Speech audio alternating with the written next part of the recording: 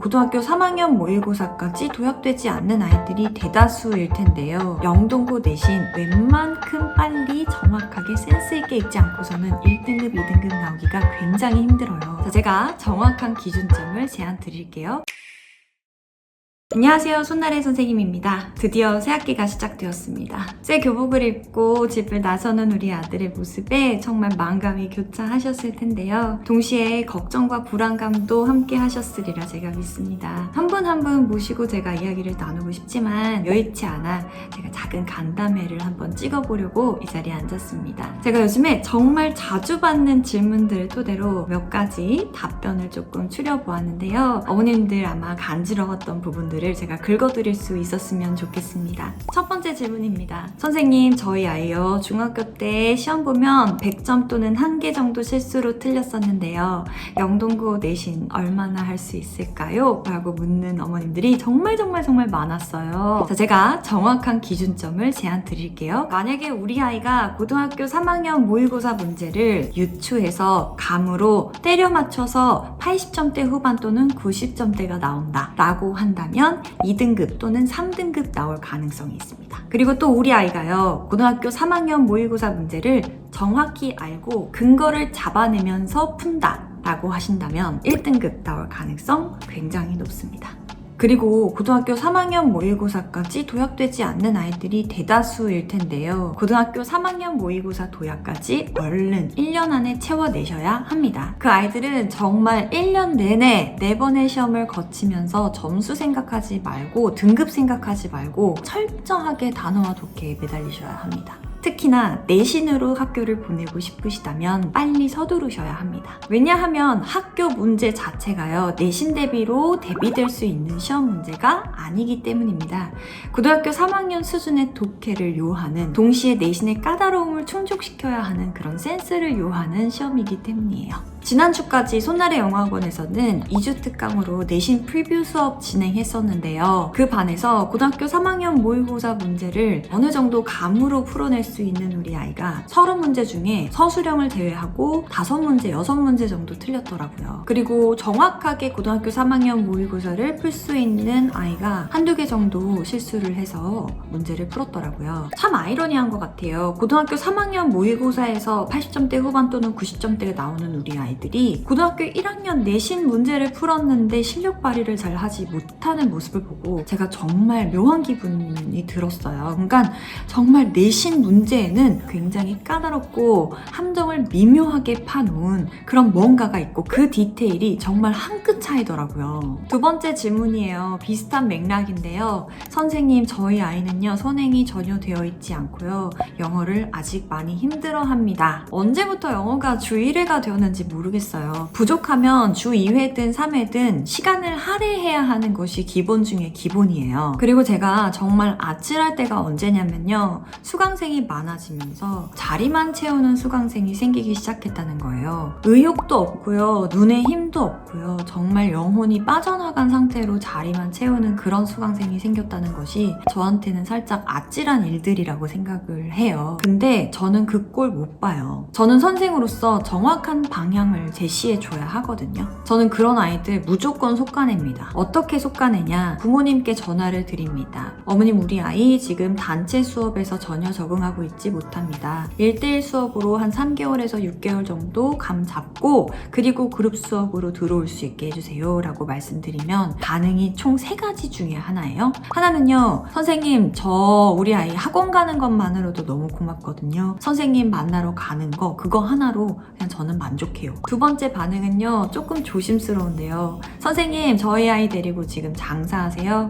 선생님, 저는요, 우리 아이한테 영어에 그 정도 돈 못 쓰니까 단체 수업에서 어떻게든 적응할 수 있도록 기다려주세요. 어머님, 당연히 한 명만 두고 수업하는 것과 여러 명을 두고 수업하는 건 수업 단가가 다를 수밖에 없잖아요. 지금 당장 길을 정확하게 바꿔놓지 않으면 나중에 훨씬 더 많은 돈을 써야 할 때가 온다는 점을 제가 항상 말씀을 드립니다. 그리고 세 번째는요, 받아들이시는 겁니다. 선생님 감사합니다. 저 그렇게 한번 해볼게요. 이게 사실은 전문가가 봤을 때 맞는 방향이에요. 저로서는요, 가만히 지켜보고 있는 것 자체가 더 죄 짓는 거라고 생각합니다. 물론 차선책도 있습니다. 실력이 1대1까지는 아니지만 조금 부족하고 수업이 빠르고 어렵다라고 한다면 제가 클리닉 수업도 준비해 놓았습니다. 오늘 제 클리닉 수업에 대해서 설명을 드릴게요. 영동고 1학년은요, 손날의 영어학원에서 토요일 7시부터 10시까지 클리닉 수업을 진행합니다. 보통 클리닉 관리라고 했을 때는요, 아이들을 불러놓고 문제를 풀리고 숙제를 시키는 시간으로 사용을 하거든요. 근데 저희는요, 클리닉 수업을 진행합니다. 유료이고요, 무료는 아닙니다. 저는 무료 수업을 하지 않습니다. 무료 수업이라고 했을 때는요, 아이들이 책임감을 느끼지 않고요, 잘 오지 않습니다. 그리고 정말로 공부를 하고 싶은 아이들의 학습을 그 아이들이 방해할 때가 많아요. 그래서 유료 클리닉으로 4회 10만 원을 받고요, 클리닉 전문 선생님이 수업을 하십니다. 제 수업을 다시 복습하는 백업 수업을 하시는 건데요. 진도를 다시 복습하고 단어 암기까지 해서 단어 시험까지 싹 마무리해서 집에 보내는 그런 수업을 진행하고 있습니다. 그리고 1대1 수업도 안 되고 토요일 클리닉도 들어올 수가 없는 사정이다 라고 하신다면 제가 매 수업마다요, 5시 이전에 강의실에 들어가 있을 거거든요. 영동고의 유일한 장점이 학교를 일찍 마친다는 건데요. 우리 아이들이 학교 마치자마자 버스 타고 이동하면 대치동에 5시 이전도 도착할 수 있습니다. 원래는 제 강좌를 5시 스타트로 해놨는데요. 우리 어머님들께서 우리 아들들 간식은 먹고 학원 가야 되지 않겠냐, 이렇게 문의 전화를 주셔가지고 5시 반으로 타협해놨습니다. 하지만 일찍 오면 일찍 오는 대로 제가 직접 클리닉을 진행할 계획입니다. 그 시간에 충분히 질의응답할 수 있고 제가 한 지문이라도 옆에 끼고 해석해 줄 수 있는 시간이 있으니까 우리 아이들이 시간 벌 수 있도록 어머님들께서 스케줄만 잘 어레인지 해주시면 감사드리겠습니다. 세 번째로 많이 받는 질문인데요. 선생님, 저희 아이는요, 내신보다는 정시가 맞는 아이 같아요 라고 정말 많은 어머님들께서 말씀해 주셨어요. 맞습니다, 어머님. 내신이 4, 5등급이 떠도요, 모의고사 1등급 뜰 수 있습니다. 제가 앞서서 말씀드린 것처럼 영동고 내신 웬만큼 빨리 정확하게 센스있게 읽지 않고서는 1등급, 2등급 나오기가 굉장히 힘들어요. 나머지는 전부 다 3, 4등급이에요. 지난해 1학기 기말고사 때 저한테 온 1학년 아이가 하나 있었습니다.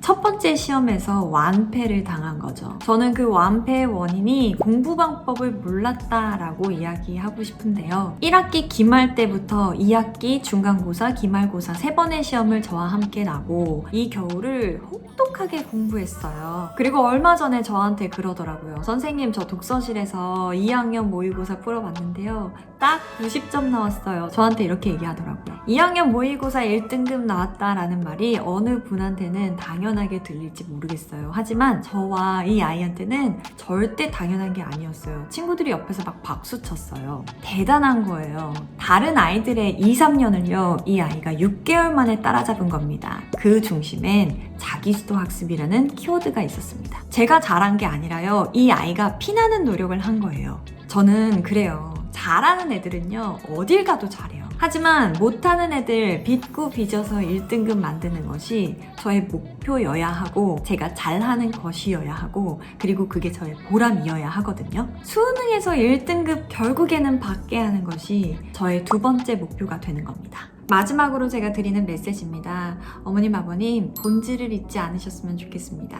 아들들 특성상 굉장히 감정에 인색하고요, 드라이하고요, 꼼꼼치도 못하면서 자기 잘난 맛에 사는 아이들이 되게 많은데요. 너 때문에 엄마 명의 준다, 줄어, 꼭 한 번쯤 말씀해 보셨을 거예요. 제가 한 해 한 해 입시해 보면요, 이 입시 과정 중에서 우리 아이들 마음도 많이 다치지만 어머님, 아버님 마음도 생채기가 많이 나더라고요. 하지만 어머니, 아버님, 늘 본질을 잃지 않으셨으면 좋겠습니다. 공부도 좋지만 우리 아들들이 어떤 어른으로 성장하길 바라시나요? 저는 개인적으로 주어진 일에 책임을 다하고 열정을 다하고 성취를 느끼기도 하고 또 실패하면 좌절을 느끼기도 하고 실패했을 땐 툭툭 털고 일어날 수 있는 그런 회복력이 있는 아주 멋진 어른으로 우리 아들들이 성장하길 바라고요. 사람들과 함께하는 사회에서 피해의식 없이 열등감 없이 열린 마음으로 다른 사람들의 말을 잘 듣고 묻고 답하고 웃으면서 자연스럽게 대화할 수 있는 어른이 되었으면 좋겠거든요. 올해 서울대를 간 제자가 저한테 이런 말을 한 적이 있어요. 본인이 슬럼프가 와서 새벽에 공부가 안 된다고 아빠한테 이렇게 털어놨더래요. 그랬더니 아빠가 당장 손잡고 집을 박차고 나왔대요. 어디로 갔냐면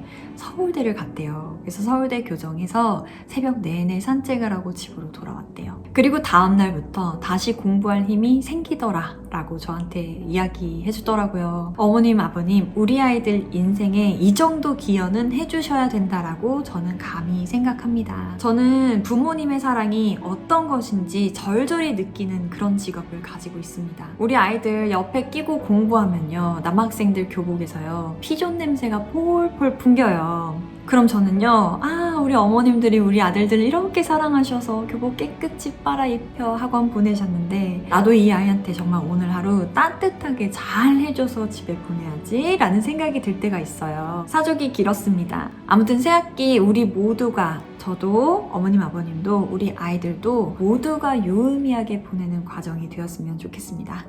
감사합니다. 손나리였습니다.